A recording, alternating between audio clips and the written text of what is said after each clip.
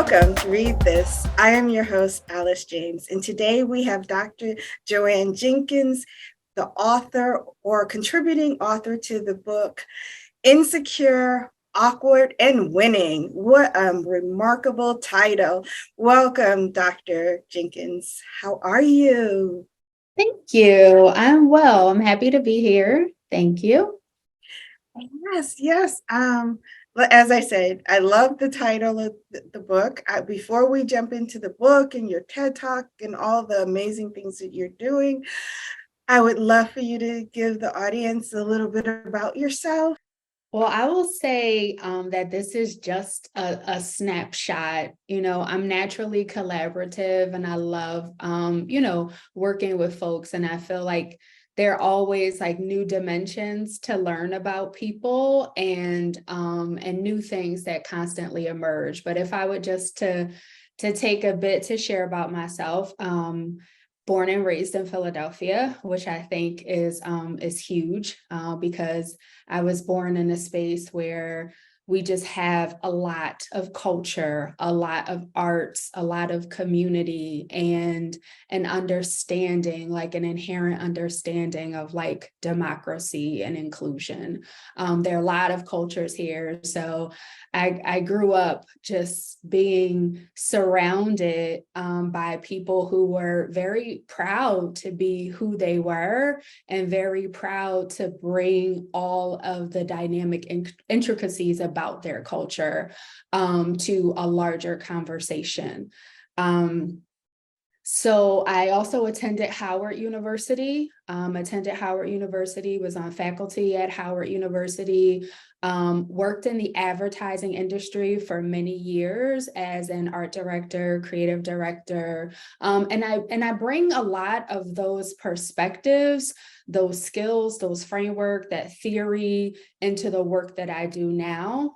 So I worked in academia as a professor and as an administrator, as an associate dean, working in the industry, bringing those perspectives as a practitioner, and now working as a consultant in those spaces of transforming a lot of the information that we have in this information age into knowledge and strategies and practice, and really an opportunity to reimagine.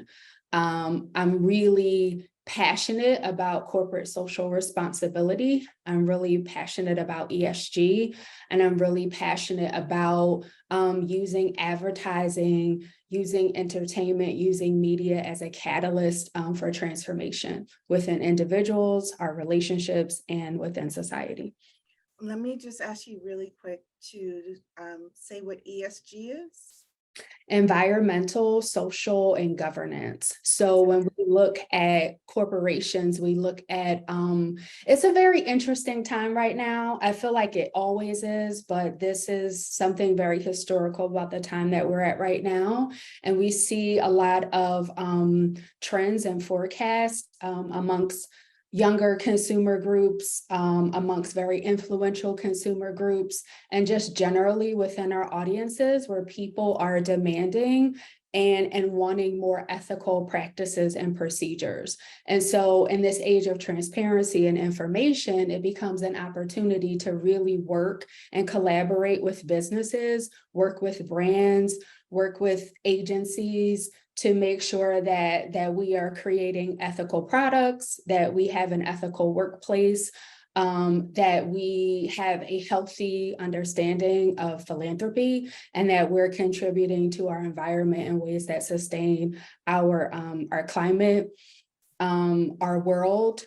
Going back to being from Philadelphia, I remember I was a member of the Black Environmental Protection Agency. Like, we grew up testing our water at, Schuylkill and having block parties and setting up tables and telling people about clean water and all of those things. So it's definitely something that I'm very passionate about and look to bring all of those ideas and perspectives into the solutions that we create.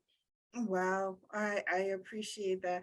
I actually lived in Philly for about 9 months, and I attended Mother Bethel Church. And yes, Philly has such a rich history, as well as just people that are rooted, you know, their roots go deep, and they're very proud of being from Philly. And I loved all that I learned during my time in Philly. It was just, it was a eye-opening experience. So I could see why you would be proud of growing up there. I would see that. Yeah. I love Mother Bethel. I was actually involved in their art project to honor the slave burial ground, Mhm. where they were able to trace back some of the roots from the burial ground. And we actually made like small art pieces. We made fans, some people made angels, some people made all of these just kind of like really nice offerings. And it was a very beautiful project that they spearheaded. So, what was the inspiration for advertising? That's an excellent question. And it's so funny because I feel like that's going to go back to Philadelphia too. I had the opportunity to attend the Philadelphia High School for Girls, and it's a primarily like academic and oriented educational institution, has a lot of tradition, a lot of heritage. And I remember attending the career fair. This is actually really interesting because you see a lot of the underpinnings of my work and some of the things that I'm interested in. So one of the things that I really love to champion is career exposure for historically excluded communities. Sometimes you just don't know what you don't know. And throughout my entire life, I always had a passion for the arts. And as I mentioned, it was something that was supported within my community. I was blessed to be able to have that be supported within my home as well. But I didn't know that that could actually be a career path. Like what I actually thought about the arts was being an artist. And I knew that I didn't necessarily want to be an artist per se. And I went to a career fair, and they spoke about advertising. They spoke about the ability to be creative, the ability to use technology, and the ability to use strategy. And that was something that really resonated with me. When I found out that it was actually a career that I could have, a career where I could make impact, a career that was exciting and vibrant, and where I could work with people that were also excited and creative and strategic, I was definitely sold. It was interesting, when I was in high school, I had the opportunity to participate in the Freedom Ride. It was a commemoration of the Freedom Riders, who were very instrumental in the civil rights movement. And one of the major messages that I experienced in that transformational summer was come as you are. Whatever talents you have, come as you are and use those talents. And that will help in creating a society and creating a world for everyone to be able to thrive. And so when I heard about advertising, it reminded me of that. It was this idea where I could come as I was and use all of my talents. I didn't have to, I thought about, I've always been really passionate about history, but I said, well, if I become a history teacher, what will become of my art? What will become of my strategy? I was also pretty curious about math and science. I've always loved math and science, but that was creative. But again, having the exposure to those careers that I'm thinking like, being a mathematician, what does that look like as a career? So definitely when I was connected to advertising, it was something that struck a nerve with me. And because I knew of the just like colossal impact of advertising, I had my own agenda as well. I was like, this is something that could this is something that could change everything. I So love the fact that you had an agenda going in. That I love. I love that. I in with the advertising and the math and the analytics. So the analytics, hearing you talk about analytics really inspired me because I recently was certified. I got a business certification recently, and it was teaching us how to use the internet to build our business. And Mhm. I quickly realized that a lot of the strategies that I was being given didn't benefit me in the same way. And I was in a global classroom. It was 900 of us taking this course. And so it was very diverse, but it was still predominantly Caucasian. Mhm. And when I did my labs and things like that, some of the things that other people got from it, I couldn't get because, first of all, I couldn't find my tribe Mhm.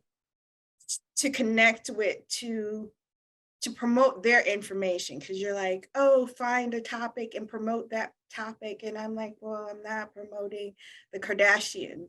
Yeah. Then that's what's trending, or whatever was trending was not what I was looking to comment on. And I was just like, well, where I find our stuff is at page 1000 in the Google search. Mhm. And I thought, wow, something's wrong. But then I was like, maybe you just don't understand. But then I saw your TED talk and I did some reading on what you had to say. And I'm like, okay, Alice, you're not crazy.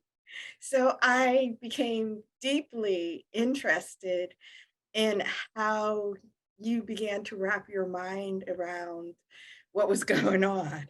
This is such a good question. And I think that you're so right. Like when you're experiencing these things, you're like, like you have that moment where like, am I the only person that's experiencing this? Like, especially when it's positioned as something that seems so inherently right or normal.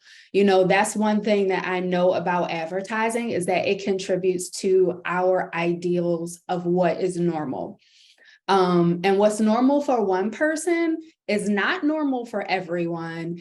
And what is normal is sometimes a strategy that people actually fall into after a while. Like when you start to peel back some of the layers of what is normal, you really see a foundation for demand creation. Mm. So I think some of that thinking came for me with just like really being bold about lived experience, lived experience and acknowledging multiple perspectives is critical. Because when you kind of lean into that, and then I think the next step with lived experience is the frequency of that lived experience, right? How many other people are having a similar experience as this? And I think that helps to not only authenticate, but to give momentum to what you're experiencing. I think a few years now, probably more than a few years, I feel like we've been a little bit of a time warp, but I feel like probably since 2010, 2005, a lot of the data has come back saying that there is no general population, right? That if we really look at our demographics, we started hearing some of those early whispers about the browning of America and about how the demographic shifts were taking place where there wasn't an inherent general market. Also, when you look at general market, we see now that age is such a defining characteristic, creating these generational cohorts that may think differently than how people were previously segmented based on like racial characteristics or racial identifiers. So I think knowing that really helped me to lean into that lived experience. I was like, well, there is no general market, even though there's a lot of rhetoric that says there's a general market, like this idea that there is a they. And it's like, well, who is they? Because they thinks differently. But it was still, I think, the norm perpetuating this idea that there was a general market. But I knew that off of the data, like there is no general market, and there hasn't been a general market for decades. And so with that, I was like curious if other people were having similar experiences, and kind of just like curious to dig into the research, dig into the numbers, and see like what are these trends amongst audiences that people aren't always looking at. You know, these audiences are really interesting, and I maybe we'll talk about these audiences forthcoming, but like these audiences in many instances are trendsetters, they're tastemakers. Like on one extreme, they're super powerful, and on the other extreme, they're incredibly vulnerable and can be dissuaded, right, by this idea that no one thinks the way you think. It's like, actually, there are a lot of people who think this way. So I think that that was something that really motivated me, looking at the numbers, knowing that there was not a general market, and then leaning into that lived experience, and then being curious about who else is having this experience. And then I think some of those guardrails started popping up. That's very, very interesting.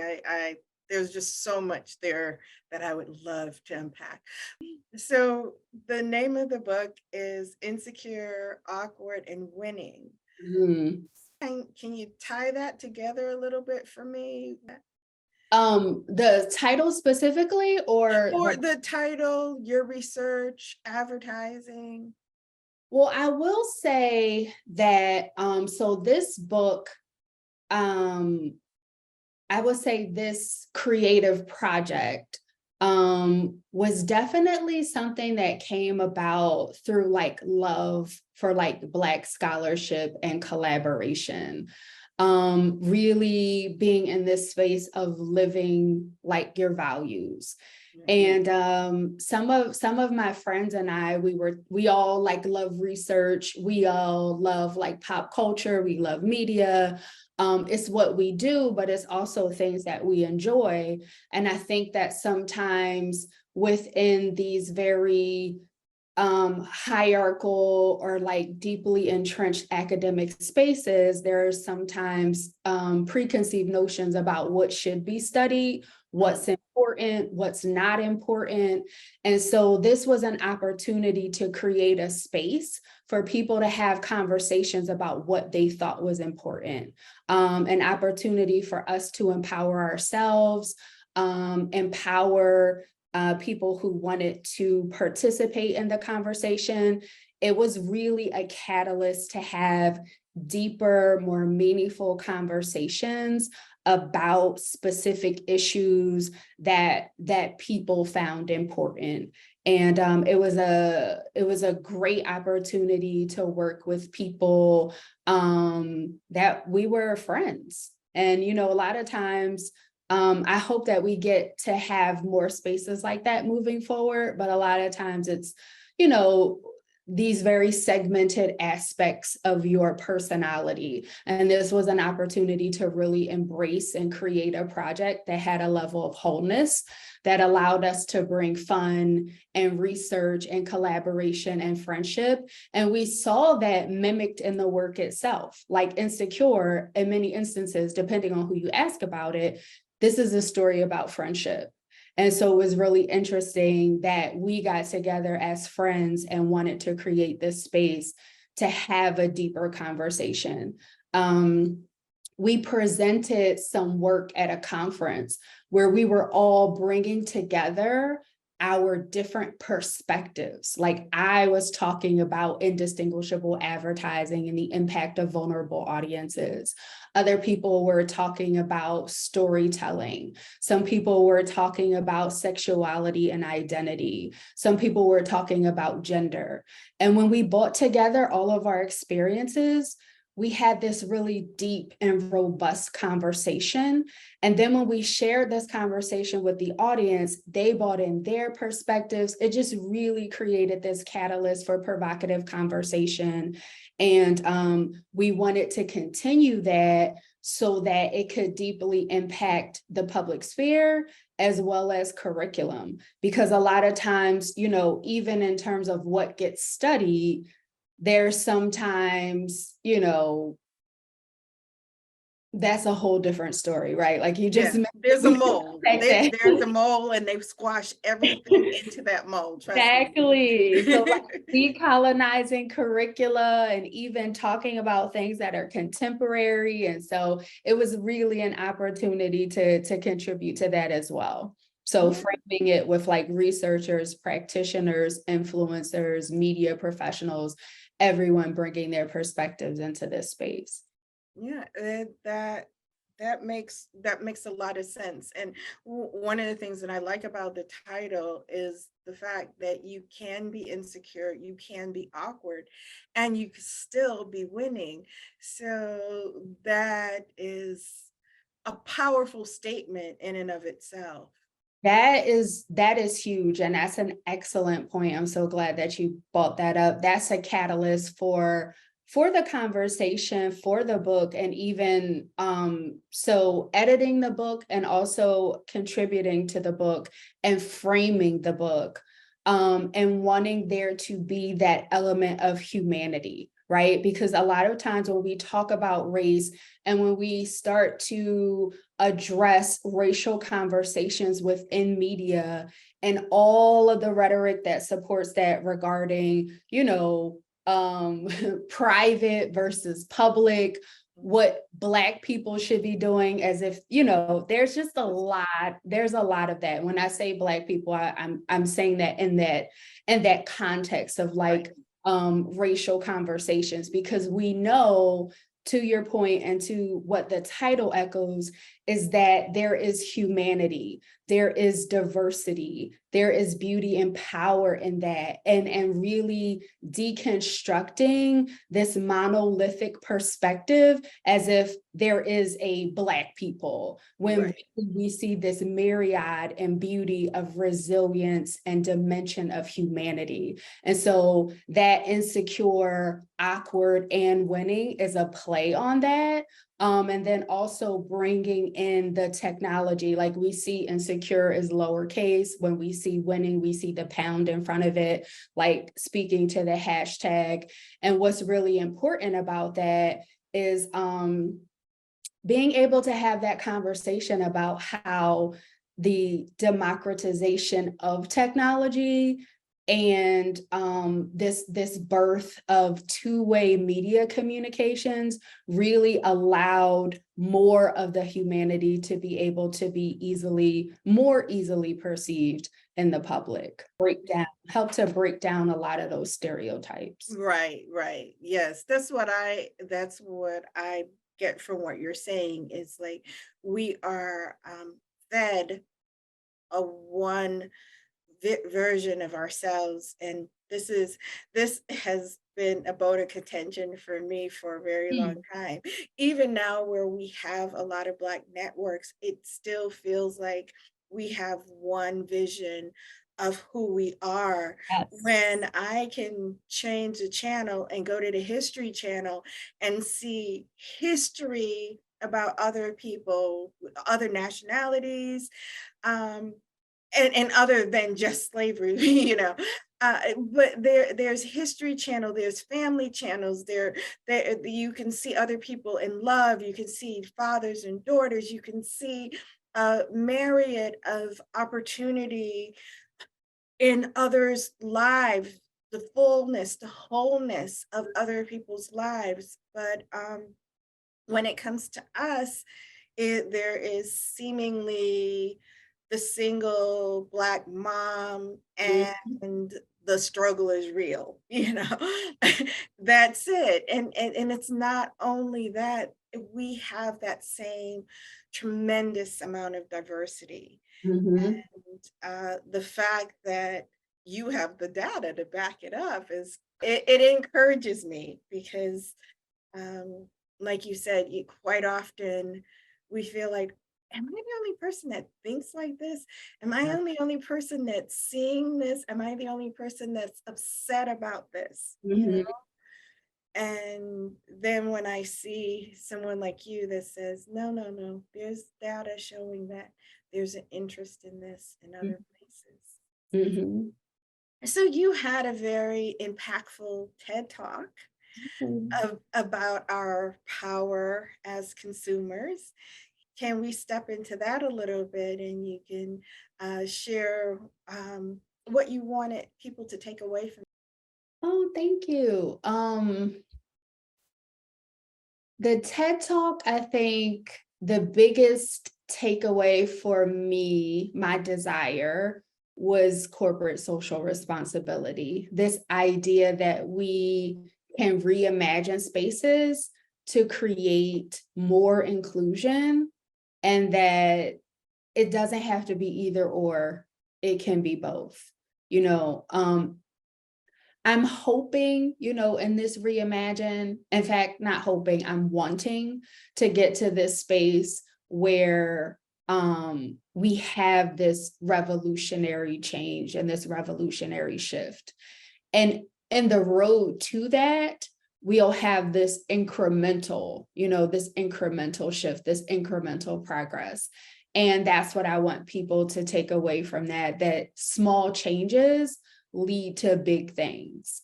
And a small change under the right circumstance is a big change, right? Like individually, um, interpersonally, institutionally. So like small decisions that you make as a consumer, we have a history, we have a legacy of voting with our dollars. Your voice matters. You can purchase. We saw this in many of the watershed moments in 2020 when people decided to say that I'm going to purchase from a Black owned space, or I'm going to make sure before I support this store that we understand their supplier diversity chain. I'm going to make sure that I am going to go to restaurants that circulate, money in particular areas. That we have choices about those things, that if I'm going to shop online, I'm going to say, you know what, I'm going to promote or support this business. So this idea that you can chunk, these big ideas of change and reimagination to things that you can do personally, and you can build that momentum so that you can connect those dots. You can want companies to be ethical, but you can also embody the characteristics and demand that they be ethical, and create what you want to create. I so agree with that because you never know who's going to be that tipping point. You might just be that tipping point to get the scale to the other side. So, Yeah, absolutely. And one of the other things that's really, I think, inspirational about what's going on now is that we see the years of working to reduce, and not to say that it is like reduced in the ways that we want it to be, but we start to see the years of working towards deconstructing occupational hierarchies, right? And so not only do we see ourselves as consumers, but we are also consumers that work inside of institutions.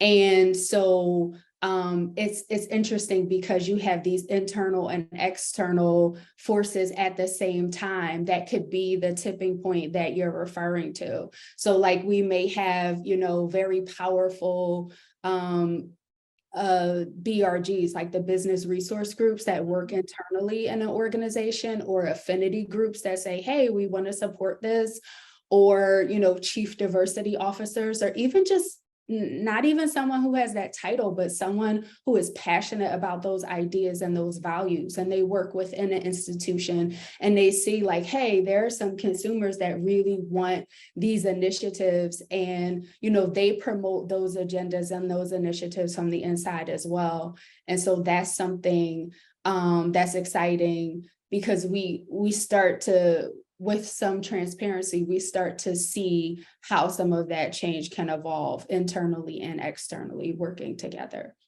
yeah, I definitely see that. and I love how multifaceted you are.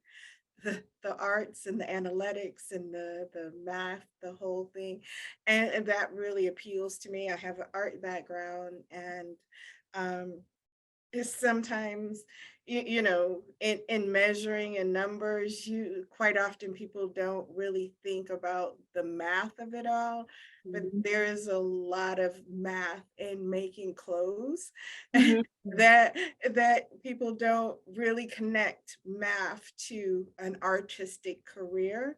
Mhm. So the fact that you bring that together in such a clear understanding for people. Mhm. So I know we had talked prior to our prior to coming on about STEM and STEAM. Mhm. I would love for you to share with the audience STEM and the connection of STEM and STEAM, because I just think I had never heard of STEAM, and you just got me so excited. So I want everybody else to be as excited as I am. Yes, I am very excited. Also very excited about your work. Someone from like to your point of not knowing about all of the math. I remember I used to in one of my many jobs, I worked as a packaging designer at Tops. And I remember getting the SKUs and saying like, okay, like trying to figure out all that math. And I grew up sewing. So understanding a pattern, understanding how to conceptualize something in my head, understanding that like, okay, objects are always going to have a front, it's always going to have a back. How does it look from the side? Like the arts are just amazing in terms of being able to teach you how to think and use your imagination, how to visualize. And that is something that I'm very passionate about, and I think ties into some of the work that we were speaking about before, is really making sure that people have career exposure, particularly youth. From historically excluded populations and even pivoting career professionals. So that was really a pathway for me into STEAM. A lot of the things we do, right? Like we embody them, but we don't necessarily know, like, oh, I can actually do this. Like, how many times have I seen, students drawing the most amazing, little doodle, and then they ball it up and throw it in the trash. And I said, wait a minute, you could put that in your portfolio. What are you doing? And they're like, this? I'm like, you can be an animator, you can be a sketch artist. Like, there's so many things. Like, this can become something else. So STEAM, science, technology, engineering, math, but bringing the art into that. And when I say bringing the art into that, I sometimes think about that as like all of the people that I represent, or like I started off as an art teacher, thinking about my students, or thinking about, people who may just need a push, even working within academia and being an academic and career advisor, and having people come back afterwards, after they were already 3 years into their degree, and saying, I think I chose the wrong major. Or I'm a creative. It's like, well, what does that mean? Like, everyone's creative, and you need to be deeply rooted in the understanding that you are. And I think your decisions from understanding that you are may be different, as opposed to thinking that, either not knowing about certain career paths, or thinking that that's not for you because you might not look like what people look like in that space. And so that's critically important. That goes back to the twofold thing that, like, these institutions, these agencies, these brands, they're trying to solve problems that vulnerable audiences or vulnerable populations or excluded populations inherently have the solutions for. So it's like, we need to get together and have this conversation, and see the outcomes from that. So STEAM is just an awesome, not just, but for me, is a pathway to have very talented, very passionate people involved in things that they are intrinsically talented in. So I've worked in spaces where I've created programs, where I've created curriculum, where I've worked on career exposure, where I've created internship opportunities for youth, for adults, for pivoting professionals to have exposure to careers in STEAM and STEM, particularly STEAM. So it's just like we're taking this idea of STEM and now we're inserting the arts into it and just seeing how it blossoms. Yeah. I love you for that. I mean, you don't know, because quite often when I talk to people in the STEM world, it feels like it wants to exclude the arts. And as I was a technical designer for like over 30 years, and a sweater technical designer, which we don't use patterns. Mm, All of how you make a sweater is just numbers, mm, basically. mhm, It's calculations. If you go to a factory, you'll see a room full of people just on their calculators calculating what I tell them they need to do. It's calculations. And mhm, to be able to take those calculations and turn it into a garment.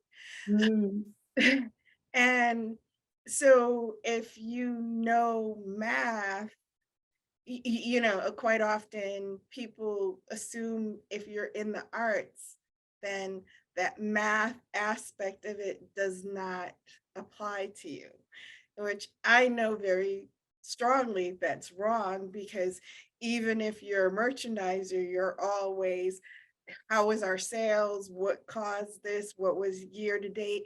There is tons of math in everything we do, and it does flow into the arts. So the fact that you're able to show how math works in advertising mhm. is a wonderful stepping stone.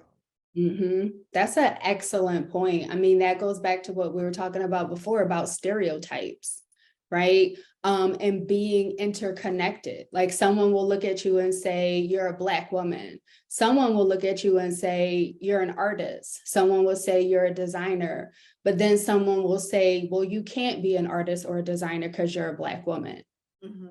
And it's those stereotypes, and I think a lot of it are those roles, and that's one of the reasons why I'm super passionate about technology, is because it breaks down those roles. Because when we see, like you were talking about, a lot of those conversations in technology in specific geographic areas, widespread, but also in specific geographic areas, they have ideas about who should be consumers and who should be creators. Who needs to be behind here making up the algorithms and the formulas, and then who just needs to buy products. Right, Well, I think that's not going to work. right. Yeah. It's absolutely not going to work. This was such a wonderful, informative conversation. I I kind of feel like you're a kindred spirit. There's just so much about the way you think that I totally connect with. And Mhm. I thank you for being you, and I thank you for having the courage and the tenacity, and I'm sure a lot of resilience to keep stepping into all of these things, and knowing um, that everything you do builds onto the next. And Thank yeah, you so that's much. Thank you so this. much. I really appreciate that. And I can't even take credit for it, because I can also say, like, I've had so many powerful mentors, and they've given me so much, in addition to the work. And like you mentioned, the resilience. One piece of advice that I received that was so critical for me in my career was, don't be afraid to change your paintbrush. Right? Like, being a painter and thinking like, oh, I've just kind of mastered painting and I've just mastered these painting techniques. And then going into graphic design, and then from growing into graphic design, going into research, and then going into research and going into analytics, anything else. But this idea that it really is your mind that's empowering you, and that you can move forward in that direction. You don't have to be limited to stereotypes. And I'm very happy, especially for your generation, because quite often, my generation, you were really locked in. It's just like when you started doing this one thing, although you brought so much more to the table, you were into these silos, and then the companies never got to see the full breadth of what you brought to the table. Mhm. um, and to see that changing in recent years where there is that cross, I call it cross pollination, and I'm all about that. That if things don't sit in one silo, we're all many different things. Mhm. We are all many different things. So how do we weave these things together? How do we knit these pieces of our personalities and our characters together? Before we wrap up, I would like to know, is there something else that you'd like to share with the audience? I do feel like that we could chat forever. I think one of the things that just resonated with me with what you just said is like my research is deeply rooted in convergence. This idea that we are in a converged space, that there's a convergence of technology, media, and culture that's creating a force that's really shaping and deconstructing and just influencing at such a massive space. And I think if there's one thing is that to look at challenges, crises, problems always framed as opportunities. And how can you use these opportunities to reimagine spaces and create better lived experiences and better realities? Oh, excellent. I love that. One of the terms that I heard years ago that I always try to, when I want to give up on something, say it's too hard. Someone said, "Don't wish it was easy, wish you were better." Yes. So I heard that in what you're saying. It's just like, okay, this is a challenge. How do I become better in order to win at this challenge?